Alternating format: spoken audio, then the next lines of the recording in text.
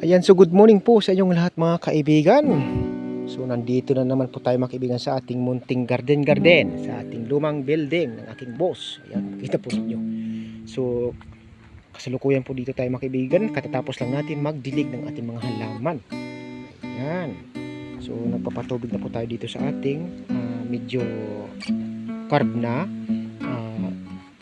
flooring para mag-stack po dito ang tubig at mapunta po dito sa lupa. Para masipsip naman po ng ating mga halaman dito na ating inilagay. Ayan. Pero hindi po yan ang ating topic. So, i-update ko lang po sa inyo mga kaibigan ang ating bulaklak ng sibuyas. Kung ano na po ang kanyang itsura. So, kung makita nyo sa ulo nating mga video mga kaibigan ay madamo pa po ito mga kaibigan. So, ngayon, ang ginawa natin, pinatungan natin siya ng lupa para medyo tumaas at patambakan naman ng bagong lupa ang kanyang mga puno ng halaman na ating nilagay ho dito. Ayan, so, yan na po natin mga kaibigan.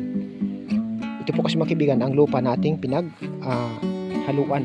Kumbaga yung mga medyo reject na. Marami pa kasi itong mga buo-buo o bato-bato mga kaibigan. Kaya imbis na masayang, so nilagay na lang ho natin dito sa ating flat dati para magmukhang mataas at mapagtaniman pa po natin. So bala ko kasi mga kaibigan, ito ay ilalagay ko pa po dito.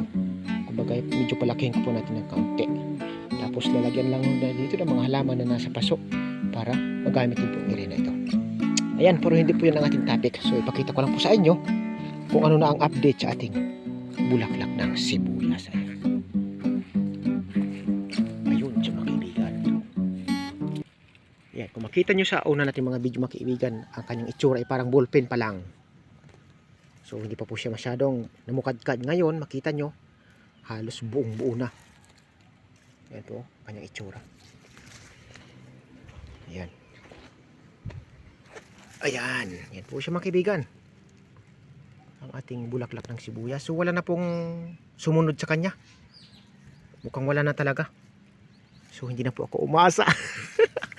Hindi na ako umaasa na mayroon pang susunod sa kanya. So talagang sigurado na siya na lang po talaga siguro mga kaibigan. Kaya salamat. So pinakitaan tayo ng bulaklak ng sibuyas. Ayan, so malapit na po ito siguro mga kaibigan matuyo. Kasi medyo didilaw na. Or nagbabrown na ang kanyang tangkay. Ayan. So ang ganda na niya pala mga kaibigan kapag nabuo ang kanyang pamulaklak. Ayan po siya.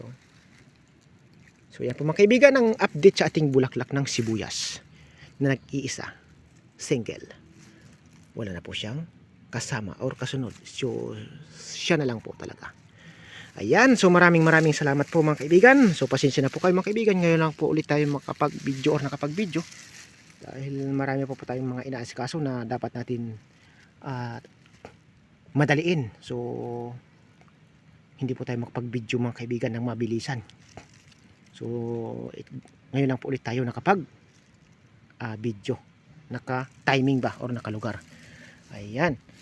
So papatayin ko na po mga kaibigan ang ating tubig galing doon sa upper tank. So may stock po tayo doon galing sa upper tank mga kaibigan na ating ginagamit kasi yun ang pinakamalamig. Hindi ko kasi natin dito may dilig mga kaibigan ng tuloy-tuloy ang tubig ng aking boss dito sa kanyang tangke na dalawa. Ipakita natin sa inyo. Ayan. Makita nyo mga kaibigan. Ayan o. Ayan yung dalawang big tank po na yung mga kaibigan ay hindi po natin magamit kasi nga sobrang init ng tubig niya. Kailangan pa nating palamigin. So nag-stack tayo galing doon sa ilat sa ating big tank sa taas para yon ang ating gagamiting pandilig ho dito at doon po sa baba sa ating mga halaman na nasa paso kasi mukhang namamatay po mga kaibigan at medyo nadidistract yung mga halaman.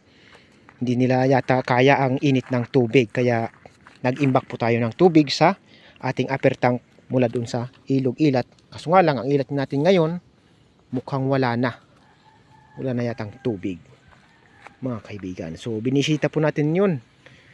So hindi pa po natin na-upload ang kanyang video.